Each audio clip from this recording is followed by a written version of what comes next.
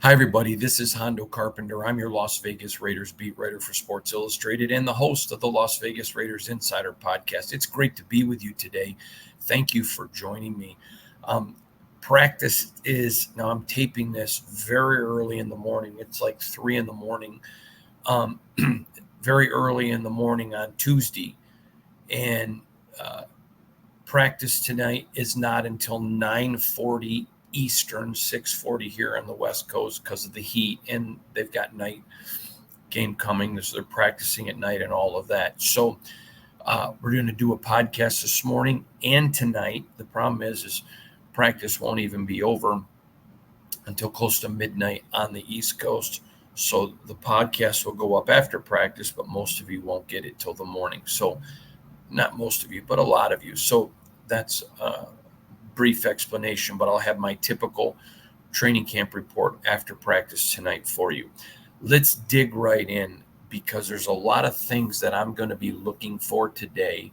I know that on your eyes and ears at practice, and so just going to kind of share with you what it is I'm looking for, what it is that I'm anticipating will stand out to me, and then some things moving forward as we approach the Dallas game, and hopefully the Raiders being able to identify and quantify who they want as their guy moving forward at quarterback. So let's start, first of all, with the youth movement.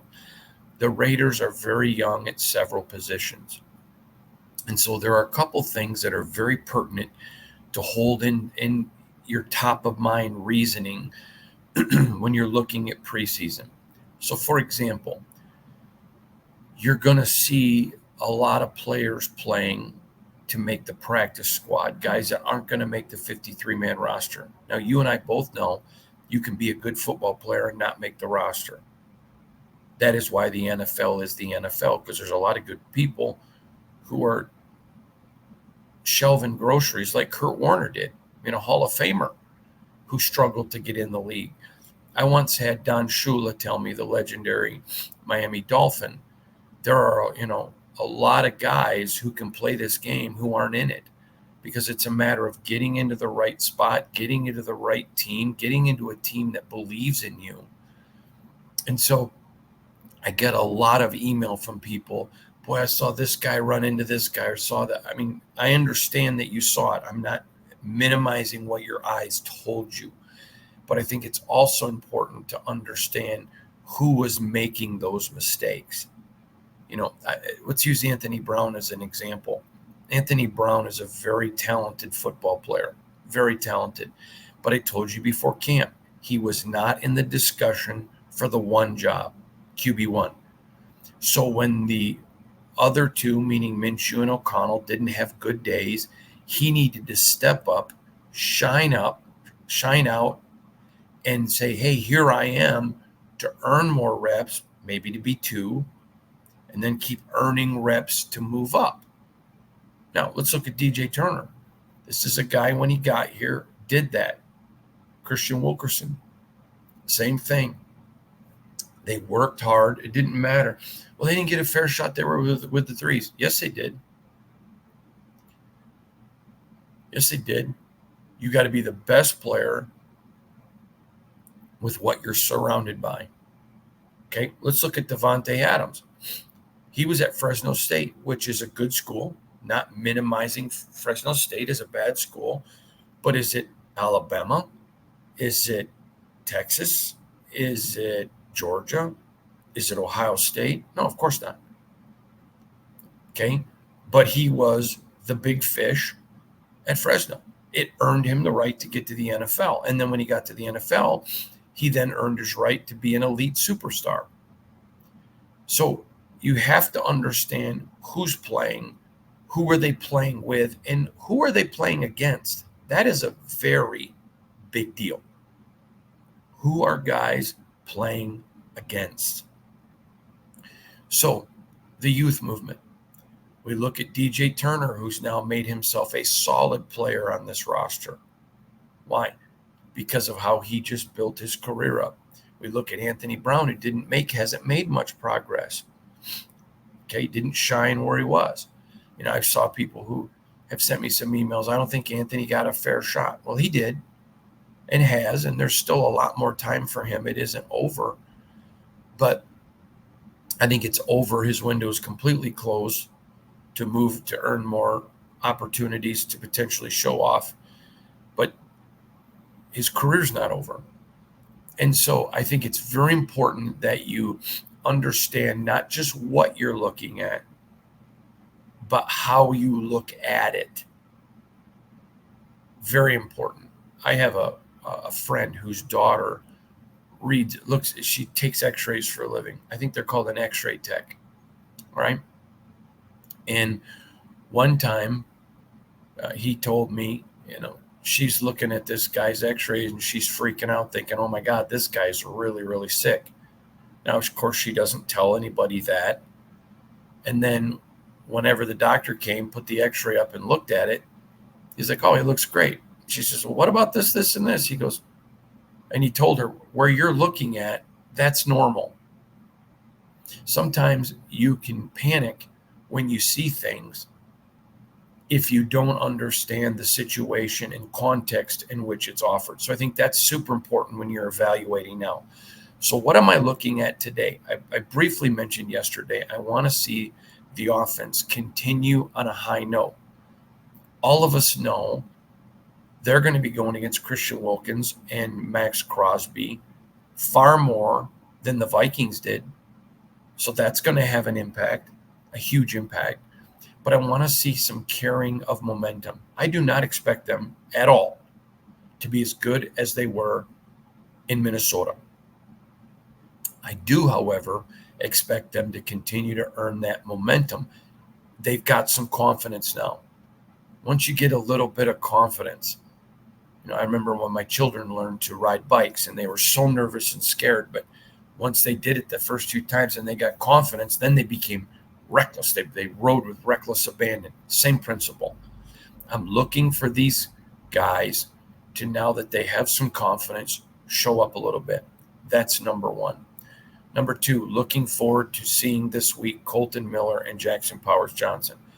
Neither's going to have their full complement of practices in. I mean, they're not going to start the day they get there in pads. They're going to have to work and earn that. But I'm anxious to see them. Not anxious, but I'm definitely looking forward to seeing them back and in the mix. Colton, I have no concerns whatsoever on. Colton is a consummate professional, a wonderful human being, and a great football player. We know that. I mean, Colton Miller is steady Eddie. He's the guy that never too high, never too low, always in great shape, a true consummate professional. JPJ, a lot of potential, a lot of things to like about the youngster out of Oregon, but he's going to have to prove his best ability is availability. There wasn't these concerns about him previously, but he's going to have to prove it now. He's in a whole different league now. Nobody here is impressed with what he did at Oregon. These are all professional teammates of his. I mean, he's competing to knock Cody Whitehair out, a former All-Pro, and all Cody's come in and done is be excellent. Excellent. So that's what we're going to be watching closely, really, the offense. Now, there's some guys. I'm going to continue to watch Jaden Grant, who continues to hustle. I told you, I think Jaden's made this team. And I do feel that way. I think he's made the team. And I obviously haven't released my final projection. But right now, if I had to predict today, he's made this football team. I'm going to continue to watch him. Isaiah Palomau, who is an unbelievable player. All right, let's go to defensive tackle. We know Jenkins and Christian are number one. Then we know that Matthew Butler and Adam Butler are second. Okay, we know all of that. That's something that, there's no concern about. Byron Young, I said Matthew Butler. Byron Young and Adam Butler are second. Then we know Matthew Butler is third string defensive tackle. Right now it's Marquand McCall, but Nesta's making a push. I want to watch Nesta. Does he make a push to get that coveted spot? I want him to get it. I'm not rooting against Marquand, good guy too. There's a battle there that I want to watch that continue. I think it's very important. Next, Devontae missed a lot of time. Now, he's in great shape. He's a consummate professional. He's the best in the business at what he does. I have zero concerns about Davante Adams being ready for the regular season. Zero. But still, it's going to take a few days to get back into camp shape. So I don't expect him to come in today and look like the world's on fire. He's been gone. He's going to have to get back into that. So again, you have to keep things in perspective. But I'm going to be watching Devontae getting back in the swing too. I think that's super important. Just how all of that continues. Another thing we're going to be watching for is the continuation of the kickoffs. Now, as you know, as a member of the Pro Football Writers Association, we get access that are not available to just anyone. We're pro writers, pro beat writers. So there are things that unless they're discussed by the team, we don't discuss. Period. Okay? There are some things, and if you go back and watch the video or listen to the video that I put up with Daniel Carlson after the game, there are some things that the Raiders are doing that they're not showing publicly. I want to continue to watch that mature. Tom McMahon is a brilliant special teams coach, and I want to watch and continue to watch how the Raiders are going to be attacking kickoffs. I think that's going to be very fascinating. Okay, a couple of other things I'm going to be watching closely, very closely. I want to continue to see the run game. I want to continue to watch Zeus, who just falls forward. Alexander Madison falls forward. I want to continue to watch that develop. It was interesting to me the way the Raiders ran the football at Minnesota. Not because, I had people emailing me panicking over the run game. There's literally nothing to panic about. They went in with a thought process. We want to see these quarterbacks throw the ball. And so there was 21 throws between Gardner and Aiden. Again, understanding situational football. It is very important, especially in the Dallas game, that you understand they want situational football. So again, someone says, well, aren't they worried about winning? Yeah, of course they want to win. But when you're evaluating people, you need to see them in certain situations. You need to evaluate them in different situations. You want to watch them, so you want to see them in a 2-minute. You want to see them when they're in the red zone and when they're in their own, backed up against their own goal line. What are they like in certain spots? So it's more situational than an actual game. I got an email from somebody who was very, very polite, but said they were panicking about the Raiders game planning. And I just emailed back saying they didn't game plan like a game. They were looking for situations to play situational football. So there you go. Those are all things I'm going to be watching closely. Now, I'm going to give you a couple of other areas that I'm going to have my eyes on, glued eyes on. MJ Devonshire, that's a big one. And I want to see DCAM continue their maturation. And then I want to watch in the back. I mentioned Isaiah Palomalu. I'm going to be watching Trey Taylor very, very closely. The rookie. I think he's going to make this roster. I really like the way the Raiders have set up their safety situation. Obviously, Merrick and Epps, they're the guys. Okay, Jaden Grant, Isaiah Palomalu, they're the guys. Okay, that's your second string guys. So then you got to look at Chris Smith, Trey Taylor. Interesting look there. Will they keep 6 safeties? Maybe. We're going to look at all of that and watch that. So we're looking for those evaluatory positions to be able to see and watch guys. Now, there were some guys that did some things that need to be corrected. So it's very critical to watch. Do they correct it instantaneously? One of the things that people in pro football have a very short tolerance of is guys who make repetitive mistakes. I'll never forget a guy that came into the league, and his name was Sean Rogers, defensive tackle. And he would make some mistakes, but he didn't repeat mistakes. He just was methodical. And so people said, oh, that guy makes a lot of mistakes. Yeah, but he didn't make the same ones. And so you knew, okay, this guy's teachable. I remember another guy, and I won't name him. I'm friends with him, but I won't name him because I'm not trying to embarrass him, who came into the league and did a lot right. Everybody thought, man, this guy's going to be an all-pro. But his problem was that he had two things that he continually made repetitive errors on, and he out of the league. Was out of the league shortly. Just did not, struggled and could not succeed. Alex Leatherwood was another guy like that who just kept making repetitive mistakes. Those are areas where coaches have very short tolerance for. So I'm going to be looking at some of these guys who made some mistakes on film at Minnesota. Are they fixing them or repetitive? Because when you see somebody repetitive, you know they're going to be gone. Let me give you a great example of that.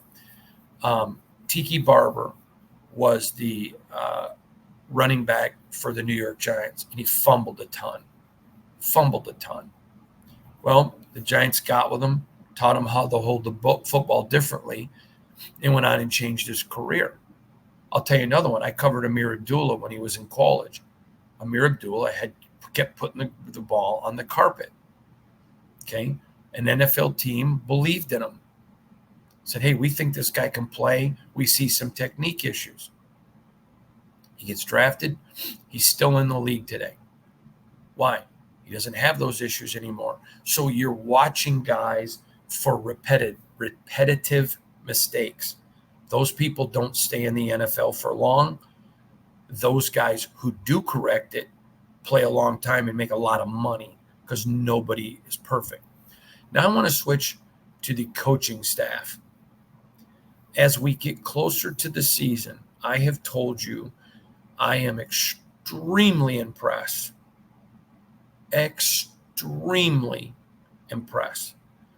with how the Raiders coaching staff has coached. They put a ton of emphasis to on-field coaching, even during the Minnesota game. But I'm watching now to see, as we get closer to the season, do they move away from that? Or does that stay to their game plan and how they're going to operate? Usually halfway through the week before the second game, used to be before the third, but now with only 3 games, you would see coaches start to handle practice more like game situations because they wanted to get practice at it. They seemed in Minnesota to run it exactly the way they run practice, and let me tell you, I liked it. I have been critical for many years, not just since I've covered the Raiders for 5. I've been very critical for years of teams that seem to wait. I don't understand why that is. And so I like that. I'm going to continue to watch that evaluation. The last thing, looking at the coaching staff, to me, that's very critical, very, very critical, is I'm going to watch where AP spends his time. AP is a joy to cover, and I'm not kissing his rear. He is a joy to cover because he's so transparent. Josh McDaniels at times, and John Gruden, by the way, they would kind of stand in the middle and be observatory and then dig in on film. AP digs in on film as hard as anybody, so don't take that as he doesn't. But one thing that AP does extremely well is if he wants to watch defensive line, he's going to watch a defensive line. If it's quarterbacks, he's quarterback. He's very observatory. So you can watch and see where his attention is on day by day and sometimes rep by rep just by keeping his eye on it. Now, he goes around and watches everything. So you really have to pay attention to the amount of time that he spends at it. All right. Outside the box, an extra point. What are some things I'm looking for? I really am looking forward to watching a lot of Daniel Carlson in field goal. You say, Hondo, he just kicked a bunch of them. And he looked great. He totally did. I think he's the best kicker in the NFL. But just the way that it was configured in Costa Mesa, I'm looking forward to watching him on his own field, own uprights, just to continue to watch him. I am impressed. I'll give him and A.J. Cole and Jacob Babenmoyer a lot of respect for something here. I think you'll appreciate this. In all of my decades of covering football, one of the things that I have noticed is kickers and punters and stuff usually go off by themselves. They do their own thing. And 95% of the time, they're not the hardest workers on the team.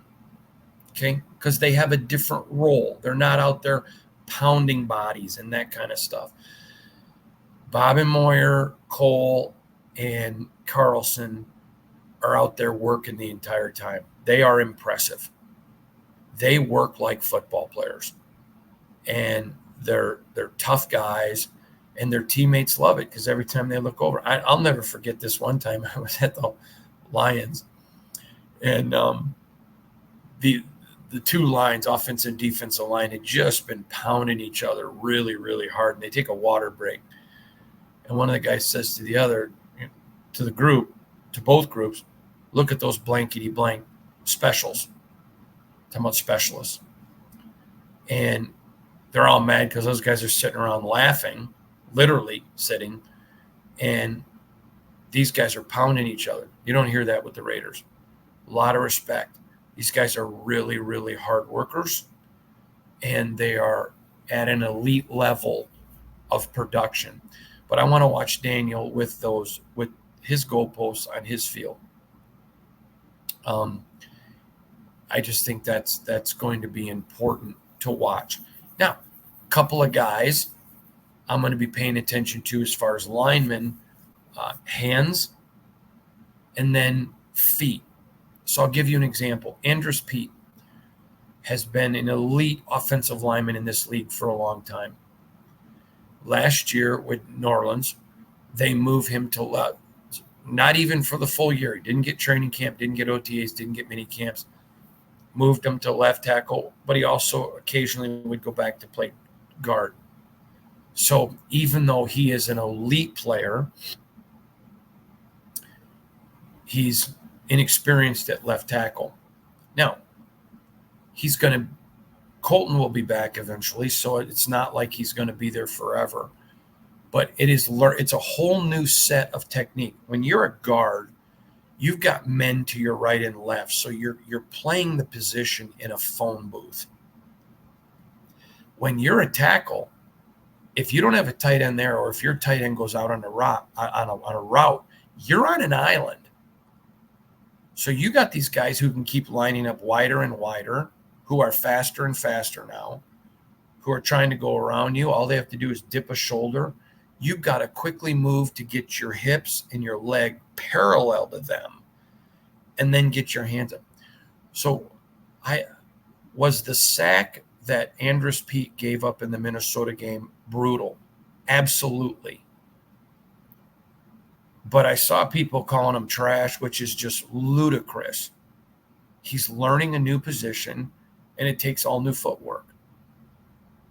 It's like if you are let me tell you, when my wife and I go dancing, it's not like we go to a club in the club. No, but like, we'll be at a fine restaurant that maybe has a guy playing a piano and we dance. It's not moving around. Well, you don't want to see me doing the La Bamba or whatever those dance moves are when everybody's going everywhere, all over the merengue. You don't want to see that. That's not good. But if you're a nice little dancer with your wife at a supper club, don't go think you're going to be dancing with Gloria Estefan in the Miami Sound Machine. I mean, or you're going to go MC Hammer all over the place. That's not going to happen. Different footwork. You can learn it, but it's different footwork. So I think sometimes you have to understand the process, understand what training camp is, and what are the purposes of it. They want these guys exposed. You may say, well, why? Because then you know what to work on, and then you know strengths and weaknesses. Okay, so they work with Andrus. They work on his feet. Now, you have to understand Andrus. Hard worker. This is not a guy that's just going to blow it off. Okay, so you want to put him in situations this week where he continues to work on that footwork, moving his body, parallel, hips. Those are the things. Those are the big ones. There's an old saying in football, the hips don't lie. And so, you can be juked out by people's feet. You can be juked out by their shoulders. Watch. You can even be juked with the hips, but when you keep it on center mass, you're going to be fine. Hips don't lie. Keep that, and then get your hips over, Andrus. Get your hands up. And again, it's just learning a technique. As a kid, I'm sure you learned how to ride a trike. Then you learned how to ride a two-wheeler with training wheels on. Then you learned how to ride a two-wheeler. Well, it didn't mean you were ready to go ride a big Harley Davidson. You have to evolve. So give these guys some grace, a little bit of grace to grow. I think it's important to watch some of the guys that you saw make mistakes at Minnesota. Do they make them against Dallas? That could tell you a guy's on the way out if it's the same one. Or is it a different? Is it learning? This is a learning phase right now. And that's what I'm going to be keying in on very, very closely and acutely, is keeping my eye on maturation and development. All right, everybody. Hope you're having a great day. Again, I'll have a podcast after practice tonight. But again, practice starts at 9:40 on the East Coast. So it'll probably be over about 11:40 by the time our interviews are over. I won't even be taping until after midnight on the West Coast, but we'll still get it up. Then Wednesday night, we're at Allegiant for an open practice. I'll still be doing my podcast after. And then back again for another 9:40 practice on Thursday. Still be doing a late one. And then Friday will be usually earlier in the afternoon because they're not practicing on Friday. So appreciate all of you for joining us. Again, it's going to be a great day of practice. Got a lot to watch. I'll be your eyes and ears. And appreciate you. Have a great day, everybody, and God bless you.